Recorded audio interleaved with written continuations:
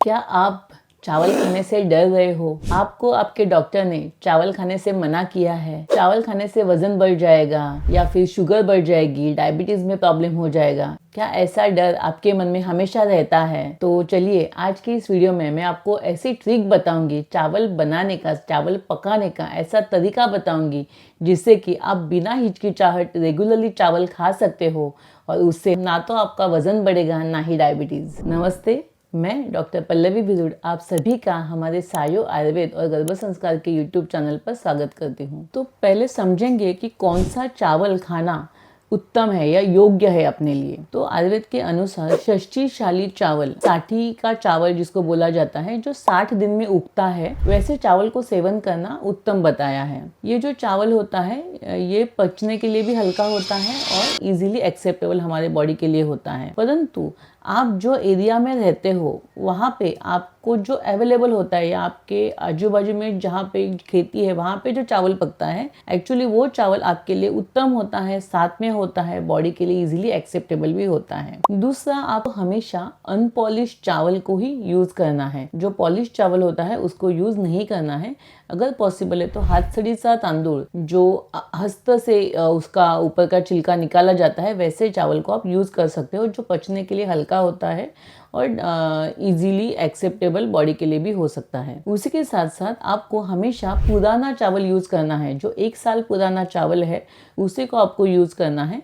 परंतु यदि आपको पुराना चावल नहीं मिलता है, नहीं अवेलेबल, आपके पास अवेलेबल नहीं हो रहा है, तो आप कोई भी मार्केट से जो आप चावल पसंद करते हो उसको लेके आकर उसको कढ़ाई में हल्का सा थोड़ा भून लेते हो, तो वह चावल भी पुराने चावल के जैसा लाभकर साबित हो सकता है। अभी हम लोग देखेंगे कि हमको चावल किस तरीके से पकाना चाहिए। चावल पकाने के लिए सबसे पहले तो चावल को 2 या 3 बार सही तरीके से धो लेना चाहिए। उसके ऊपर की जो पाउडर या मिट्टी, धूल कुछ भी लगा है वह अच्छी तरीके से साफ कर लेना चाहिए। उसके बाद उसको एक खुले पतीले में या फिर कढ़ाई में लेकर थोड़ा सा घी डालना है। घी में जीरा, मोहरी, हींग, आपकी स्वाद के अनुसार लौंग, काली मिर्च या दालचीनी का टुकड़ा भी आप डाल सकते हो, कड़ी पत्ता डाल सकते हो और उसमें जो धोए हुए चावल है उसे डालकर थोड़ा 2 या 5 मिनट के लिए आपको उसको भून लेना है और उसके बाद उसमें गर्म पानी डाल देना है और धीमी आंच पर बहुत ही स्लोली आपको उस चावल को पकाना है।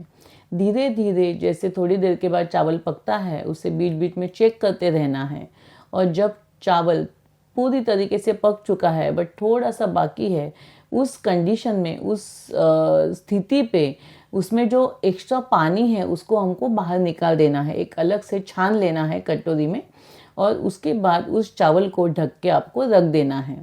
इस तरीके से जो निकाला हुआ पानी है जिसको हम लोग मंड बोलते हैं, मांड बोला जाता है हिंदी में, उसको भी आप अपने घर के जो बच्चे होते हैं, बुजुर्ग व्यक्ति होते हैं, उनके लिए बहुत ही लाभकर होता है। वो हल्का होता है, सुपाच्य होता है और उसको और टेस्टी बनाने के लिए उस मांड को भी आप तड़का लगा सकते हो। उसे आप चावल का सूप इस तरीके से बच्चों को दे सकते हो और इस तरीके से 2 या 5 मिनट ढक के रखने के बाद जो चावल है वो खाने के लिए रेडी हो जाता है। इसी चावल को अगर आप गरम गरम खाते हो तो बहुत ही स्वादिष्ट लगता है, बहुत ही सुपाच्य होता है, शरीर, मन और आत्मा को भी तृप्ति देने वाला होता है।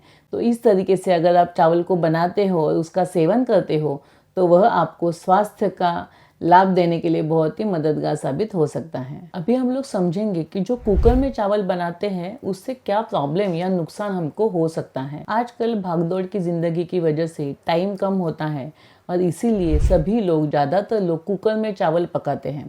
कुकर में चावल पकाने की वजह से सबसे पहले तो जो मांड, जो हम लोग पतीले में चावल पकाते हैं तब उसमें निकाला जाता है, यह वो मांड कुकर में पकाते समय नहीं निकाल सकते। इसकी वजह से वो स्टार्च उसी में रहता है, पानी उसमें एब्सॉर्ब हो जाता है, जिसकी वजह से ऐसा जो पकाया हुआ चावल है यह पचने के लिए भारी होता है, कफवर्धक होता है, क्लेद, सुस्ती को बढ़ाने वाला, आलस्य बढ़ाने वाला, इस तरीके से यह चावल हमको तकलीफ दे सकता है। दूसरा, जब हम लोग कुकर में चावल पकाते हैं तब उसको प्रेशर के अंडर पकाया जाता है। प्रेशर कुकर हम उसको बोलते हैं। तो भाप से और प्रेशर से वह चावल पकता है और इंस्टेंटली पकता है, बहुत जल्दी से पक जाता है।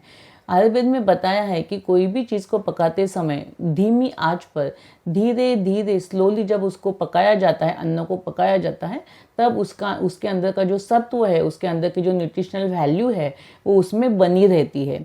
परंतु प्रेशर कुकर में जब चावल पकाया जाता है तब उसकी जो प्रेशर की वजह से, भाप की वजह से जो उसकी जो न्यूट्रिशनल वैल्यू है चावल की वह कम हो जाती है। तीसरा जो महत्वपूर्ण मुद्दा है कि जब हम लोग कुकर में चावल पकाते हैं तो वह चिकना हो जाता है, चिकट हो जाता है। आपने देखा होगा कि कुकर में जब चावल पकाते हैं तो वो चावल के दाने एक दूसरे के साथ चिपक जाते हैं, जिसकी वजह से यह चावल कफवर्धक होता है, पचने के लिए भारी होता है और शरीर में बीमारियां उत्पन्न करने के लिए भी मदद करता है। तो इसी वजह से नॉर्मली हम लोग सभी पेशेंट को बोलते हैं कि अगर आपको चावल खाना है तो खुले पतीले में, बर्तन में पकाइए, बिना ढक्कन लगाए पकाएं, तो जिससे कि वह चावल आपको स्वास्थ्य का लाभ देने के लिए मददगार साबित हो सकता है। तो इस तरीके से सही तरीके का चावल अपनाकर और सही तरीके से उसे पकाकर आप चावल खाने का आनंद उठा सकते हो और अपने स्वास्थ्य की प्राप्ति कर सकते हो। आपको भी अगर चावल के बारे में कुछ भी प्रश्न है तो आप कमेंट में हमें लिखकर भेज सकते हो, पूछ सकते हो। यदि आपको हमारा यह वीडियो अच्छा लगा हो तो इसे लाइक करें, शेयर करें और सब्सक्राइब करें। धन्यवाद।